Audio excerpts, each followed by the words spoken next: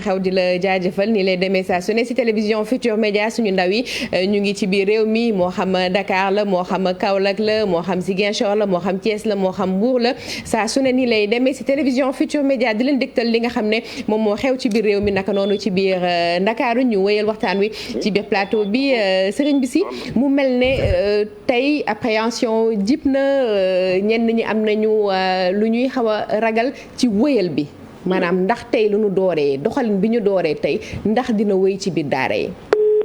oui ndax dina wéy d'abord Astou balaa may continuer man tamit maa ngi sant inspecteur parce que vraiment man tamit maa ngi rafetlu jotaay bi ak suñu SG ki nga xam ne def na lu bëri ci éducation bi vraiment une femme très engagée donc di rafetlu loolu ci loolu. maintenant bax nga sànq benn affaire bu am solo mbir ñëpp la. parce que ñun éducation pour tous dañu nekk une structure de veille et d'alerte moo tax dañu alerté woon gouvernement bi nañu fexe ba veiller ci sécurité jàngalekat yi dafa am solo ci sécurité élèves yi dafa am solo loolu il faut insister et pour loolu il faut ñu jéem a seet ay préalable lu mel ni par exemple matériel bi mu doy dans les écoles parce que am na avant reprise avortée bu 2 bi on avait constaté que am na ay école ay maire parce que wax na fii léegi waxu maire am na ay maire yu def mais am na ay maire yu jëloon ay engagement mais respecté wuñ seen engagement yi dañu dem ci école yi fekk ay matériel manqué foofu moo tax ci reprise bi dañu bëgg a rectifier loolu. mais est-ce que bu matériel bi manqué tamit ki nga xam ne moom mooy kilifa école mënut a jël responsabilité bañ a dalal ndongo yi comme li ñu gis lycée Thiam. waaw loolu la ministre bi waxoon sax ministre bi dafa insister nee na fépp fu am ay problème nañu bañ a ubbi. loolu moo taxoon sax su ngeen remarqué veille kii bi lycée d'application Seydou Nourou Tall dafa waxoon ne dafa am problème ndox du ñu ubbi moo tax ministère jéem a rectifier mais ñun dañu waxoon ne il faut ñu veiller ci sécurité matériel bi moo tax su ngeen def ngeen attention veille bi ministre des collectivités territoriales parce que moom moo gérer maire yi def na tournée dans certaines communes au niveau de la banlieue pour seet effectivement est-ce que les maires là certaines maires ont respecté leur engagement par rapport au matériel ça c'est très important maintenant pour suivi bi il y a un comité comme l'a dit tout à l'heure l'inspecteur école bu nekk am un comité de veille boobu c'est organisation yu bari ñu ngi ci comité de veille yooyu ñun sax suñu membres yi am nañu nekk ci comité de veille yooyu léegi dañuy veiller pour suivre exactement est-ce que affaire bi dina continuer parce que il faut aussi ñu veiller c'est pas ouvrir les classes c'est une chose mais encore respecter li nga wax c'est une autre chose moo gën a métti voilà moo gën a métti il faut aussi ñu def suivi bi comme li nga wax sànq xam nga sànq da nga waxoon ñun on a visité tout à l'heure lycée collège Sacré-Cœur nga ne privé la mais am na ay public man maa ngi jot sànq ba léegi ay messages à l'intérieur du pays par exemple dans le département de Matam maa ngi jot léegi Ngidjilone qui est dans le département de Matam le CM ils ont respecté les kii Cheikh Anta mu ngi doon wax léegi Tivaouane jot naa suñu responsable nekk dans le Thiès à Tivaouane aussi il y a des écoles qui ont respecté donc affaire bi daal muy mais on verra maintenant tu gën a am solo mooy suivi bi. ça c'est très important en fait suivi démarrage bi mun na kii mais le problème en fait voilà fii ñun suñu yenn saa yi jafe-jafe yu bëri ci suivi bi lay nekk. voilà c'est ça ndax ba su njëkk yi am na contrôle am na ko taxaw pour saytu xëy na taskatu xibaar yaa ngi taxaw. mais bu ñu demee ba ci biir tamit wéyal liggéey ba dafay métti te bu ñu dellu si waatee ci protocole sanitaire bi tey naka la ñu mën a def ba protocole sanitaire bi ku nekk def ko sa yëfu bopp ndax yenn saa yi dañuy gis règlement intérieur yi ci école yi bon dañ koy taf ci école bi rek dañ koy romb di dem di ñëw man ak sama moroom ci yem mais tey protocole sanitaire bi ku ci nekk war ngaa xam lan moo nekk ci biir protocole bi point par point parce que ñun protocole bi parce que le protocole aussi a été révisé protocole sanitaire bi bu ñu defoon bu njëkk dañ am lu ñu ci yokk ñun veille reprise bi ñun jox nañ ministère jox nañu protocole bi on a partagé ça à tous nos points focaux qui sont au niveau de toutes les régions du Sénégal pour que ñoom ils s'approprient d'abord du protocole après ñu mën ko partager aussi c'est très important parce que lu ci nekk dafa am solo. jàngalekat yi ak ndongo yi. pour ñu mën ko partager.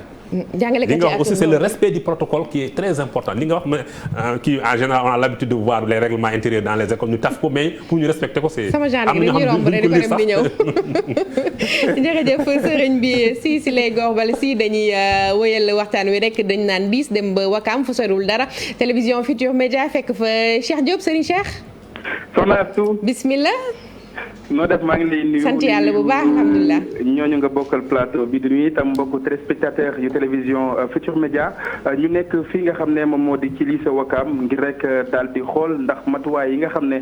boobu ak léegi ñu ngi koy wax ngir rek ñi nga xam ne ñoom ñoo di jàngalekat yi ak itam élèves yi daal di respecté li nga xam ne rek moom moo di mesure barrières yi bi ñu fa ñëwee itam séq nañ ak waxtaan ki nga xam ne moom moo di proviseur bi li ñu xamal moom moo di matuwaay yi jamono yi nag ñu ngi def kéem kattan ngir rek daal di koy respecté naka noonu itam mu ñuy xamal rek ne lu tolloog 162 élèves ñoom ñoo nekk ci classe bu 3e 266 nekk ci classe d'examen asu nga xam ne li nga xam ne moom moo di limu ndongo yi nga xam ne ñoom ñoo nekk fii ci lycée bi naam tax na koo takku ginnaaw loolee ñu génn séq waxtaan ak ki nga xam ne moom moo di secrétaire général bu parents d'élèves yi li muy ñaawlu bokk na ci naam am na yenn matuwaay yoo xamante ni respecté nañ ko mu mel ni dafa xaw a tële dafa xaw a des plutôt ndaxte 3 lave-mains dong la ñu def ci li nga xam ne moom moo di entrée bi naam élèves yi laataa ñuy dugg dinañ def rang ñu jël ci ñi nga xam ne ñu jël seen température yaram mais dañuy ñaaw rek ne am na lu des fi mu nekk ni nag ñoom ñu ngi wéyal li nga xam ne moom moo di topp élèves yi di saytu bu baax a baax li nga xam ne moom moo di ndax respecté nañ distanciation sociale beeg yeneen yu ni mel li nga xam ne itam moom moo di classe d'examen yëpp boo ëmbee tolloon nañ ci fukki classe d'examen waaye mu mel ni fan jamono yi nag daan nañ koy def ñaar fukki classe d'examen ak ñeent lépp ci rek daal di respecté li nga xam ne moom moo di distanciation sociale bi waaye mu mel ni ñi nga xam ne ñoom ñoo di parents d'élèves yi ba tey ñu ngi rek wax ne que ne matuwaay ñu teg dafa des. jërëjëf sëriñ Cheikh mu nekkal ñu Wakaam ak li ko wër daal di ñuy indil li nga xam ne moom la tataane defe naa ne dañuy jox kàddu gi IEF Parcelles Assainies naam wax Cheikh fi mu nekkoon du parcelle mais mu mel ne kàddu gi dellu si tout le temps moom mooy am na lu des naam dañ naan la perfection relève du divin. waaw bon maa ngi nuyu sa correspondant bi ci kii bi ci relation bi. pour xam ne rek comme ni ma ko waxee sànq c'est une situation nouvelle c'est un contexte nouveau. c'est inédit. c'est inédit. donc dafa am yoo xam ne mënuñu ko maîtriser à 100%. su fekkee ne tey c'était une rentrée classique d'octobre am na yu bëri yoo xam ne ñun dañ koy préparer mais comme ni ma ko waxee sànq lu la bett mën la. donc fu ma nekk nii dañuy constater loo xam ne mooy manquement yi ñu corriger wax naa leen sànq ne démb yaa nee na ma am na matériel bu ñëw ñu ngi koy jëm a régler léeg-léeg man def naa réunion avec les principaux les chefs d'établissement les directeurs d'école semaine bee passée du lundi au jeudi ñoom laa doon dajal am na ñu ma wax ñun laawaar amuñu ko parce que ministre dafa ne bu dara manqué ñu arrêté man ne leen waaye ministre wax na loolu war na ko wax parce que moom engagement bu muy jël mooy mu def tout pour que reprise bi mën na nekk dans les meilleures conditions possibles mais lavoir su fekkee ne lavoir rek moo manqué mais école bi am na organisation boo xam ne war nañ mën a ut lavoir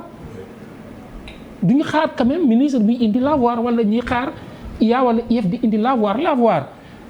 mais récipient boo xam ne mën na adapté ñu def ko lavoir. ma sœur mi ngi reetaan mais c'est pour dire juste que. xam naa ñàkkul danaan du jàngalekat ñoom ñoo war a dem wuti lavoir. waaw c'est-à-dire que je veux dire que école bi am na organisation moo xam ne li may wax parce que jàngalekat yi nekkoon na ci classe yi xam na organisation école yi man du ma ko jàngal dara su ma jàngul ci moom du jàng ci man. donc li may wax moom moo gën a xam. c'est-à-dire que jàngalekat yi wóor na ma ne que tey bu ñu demoon ne leen benn lavoir moo tax du ñu ubbi dina am benn jàngalekat boo xam ne dina naan man engagé woon naa dem ut lavoir indi teg. mais lavoir mun nañ ko adapter donc mais loolu tawul ñu signaler ko mais en attendant pour que jàng bi door ñu ut loolu teg ko en attendant revendication bi besoin bi ñu exprimer ko fi ñu ko war a exprimer ñoo ñu jël ay matukaay pour faj ko man loolu mooy sama conviction. sama conviction mooy. maanaam daal ñu def ko suñu yëfu bopp fu mu nekk nii. damay jël mag yi daan nañu xaw ma bon sama wolof leerul mais dinaa ko jéem a wax bu daay amee précaution mooy nañ fay. daay bi ba ñu ut kan ma ko taal diw non nañ ko fay ba pare bu pare ñu toog nga xool kii kan ma ko taal lu tax nga taal ko. te dafa di loo xam ne tey man mbas bi buñ ci génnee war nañ ci mën a jàngaat lu bëri ci nu ñuy repenser suñu fonctionnement au système bi. Et dans tous les secteurs. Dans tous les secteurs. Mais surtout dans le secteur de l'éducation. am na yu bëri war na mën a changer. Je ne suis pas là à avoir autorisé pour en parler mais comme acteur du système bi là war naa ci mën a wax par exemple bu ñu waxee ne école taw bi mais réew yi ñu wër mais foofu li muy taw moo gën a bëri li muy taw Sénégal pourtant ñooñu seen école septembre lay ubbi monsieur Ly wax na ko monsieur Sy wax na ko léegi parfois école day ubbi octobre inscription yi di traîner ba fin octobre man bi ma nekkee Kolda ak bi ma nekkee Vélingara en tant qu'IEF jàngalekat yi su ma demee ne leen retournez à vos postes ils me disent dañ ma naan non élèves yi ñu ngi ci tool yi man ne tant que yéen a ngi Kolda tant que yéen a ngi Vélingara parents yi dañuy wax ne monsieur baa ngi Kolda monsieur baa ngi Vélingara donc du ñu teel a bay xale dem leen ngeen toog ñu defar classe yi boo leen ñëwee gis leen sa bis boo yaawa nga dem gis borom dëkk ba ne ko borom dëkk dama bëgg ngeen bàyyi xale yi ma commencé sama liggéey dinañ ko def donc loolu yëpp comportement la loo xam ne war nañ mën a seetaat suñu bopp li bu paree ñu toog xool naka la ñuy repenser fonctionnement si ça en tout cas man loolu mooy sama gëm-gëm. madame Wade bu daay gi di tàkk nañ ko fay ba pare. waaw IEF nag moom xam nga il a traversé le système moom it